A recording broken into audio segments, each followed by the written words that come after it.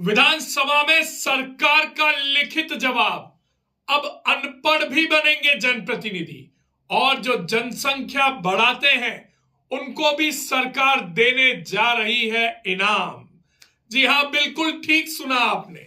कल विधानसभा में एक प्रश्न के दौरान लिखित जवाब राज्य सरकार द्वारा दिया गया और उन्होंने साफ तौर पर स्पष्ट किया कि अब की बार होने वाले नगरीय निकाय चुनावों में पार्षद, सभापति, मेयर या महापौर के लिए कोई भी शैक्षणिक योग्यता अनिवार्य नहीं होगी। इसके साथ ही 3 बच्चे जो पहले चुनाव नहीं लड़ पाते थे, 3 बच्चे वाले, वह भी अब चुनाव लड़ पाएंगे। इसको लेकर सरकार ने पूरी तैयारी कर ली है और जैसे ही सरकार ने लिखित बयान दिया, पूरे राज्य में एक नई तरह की बहस छिड़ गई है। बहस है कि क्या वह लोग जिनके ऊपर शहर की जिम्मेदारी होती है, जिनके ऊपर शहर के विकास का जिम्मा होता है, अगर वो न्यूनतम शिक्षित भी नहीं है तो वो किस तरह से फिर विकास करेंगे।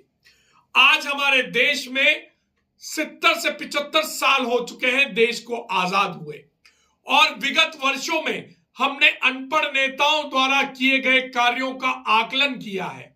आप सभी ने देखा है, कहावतें बनी है कि जो अनपढ़ नेता है वो पढ़े लिखे अधिकारी को चलाता है। सरकार ने इस कहावत को चरितार्थ होने से रोकने के लिए बड़े कदम उठाए, निर्णायक कदम उठाए और शहरों की सरकार से यह नियम शुरू किया कि अब शहरों की सरकार में न्यूनतम शिक्षा अनिवार्य होगी। जनसंख्या वृद्धि रोकने के लिए एक कड़ा नियम लगाया गया कि अगर आपके 2 से ज्यादा बच्चे हुए तो आप चुनाव नहीं लड़ पाएंगे। लेकिन अब राज्य सरकार ने यह नियम खत्म करने की तैयारी कर ली है। यह खुशखबरी है उन सभी के लिए जो न्यूनतम शिक्षित नहीं है, जिनके 2 से ज्यादा बच्चे हैं। अब वह भी पार्षद का चुनाव लड़ पाएंगे, अब वह भी सभापति बन पाएंगे, अब वह भी महापौर बन पाएंगे, अब वह भी मेयर बन पाएंगे। इस खबर के प्रकाशित होने के बाद पूरे राज्य में उन लोगों के बीच में खुशी की लहर दौड़ गई जो शिक्षित नहीं है, जिनके 2 से ज्यादा बच्चे हैं। लेकिन विपक्ष ने इस मुद्दे को हाथों हाथ लिया।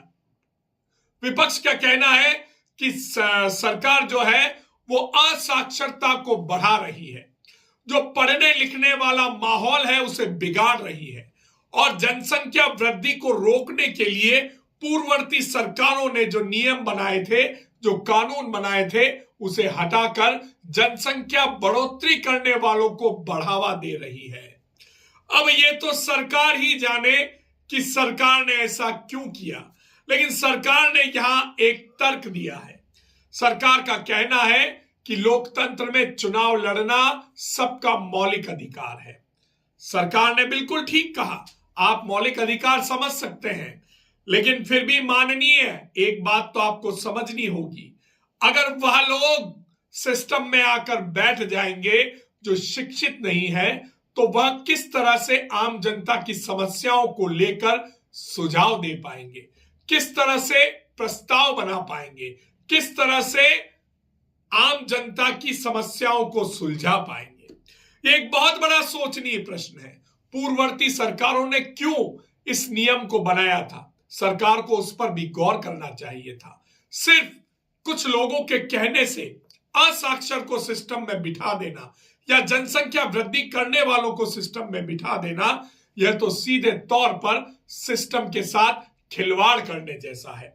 वीडीटीवी ये नहीं कहता कि जो असाक्षर है उन्हें अधिकार नहीं है। बिल्कुल आपका अधिकार है, लेकिन कम से कम उन लोगों को राजनीति में आगे आना चाहिए जो लोग साक्षरता समझते हैं, कम से कम अक्षर ज्ञान तो रखते हैं और अपने बौद्धिक स्तर के हिसाब से अपने क्षेत्र का, अपने शहर का और अपनी जनता का भला करने की सोच बना सकते हैं। आपको अगर हमारी एक खबर पसंद आई है तो इसे ज्यादा से ज्यादा शेयर कीजिए, हमारे चैनल को सब्सक्राइब कीजिए और लाइक कीजिए।